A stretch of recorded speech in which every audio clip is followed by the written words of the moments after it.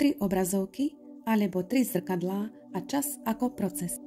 José Silva zaznamenal, že ak sme pri meditácii a našej obrazotvornosti otočení čelom na juh, tak sa lepšie orientujeme v čase a lepšie sa v ňom pohybujeme. Tvrdil, že tým prispôsobil chod času na planéte a ďalej veril, že keď presunieš v obrazotvornosti svoju pozornosť sprava doľava, tak to zohľadňuje čas prechodu. Jeho pokusy ukázali, že hlbšie hladiny nášho vedomia, hladiny alfa, pociťujú čas ako proces.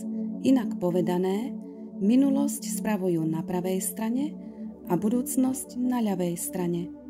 Povedal, že zo subjektívneho hľadiska, čiže podľa jeho osobného názoru je, že minulosť je po tvojej pravici, prítomnosť je pred tebou a budúcnosť je naľavo.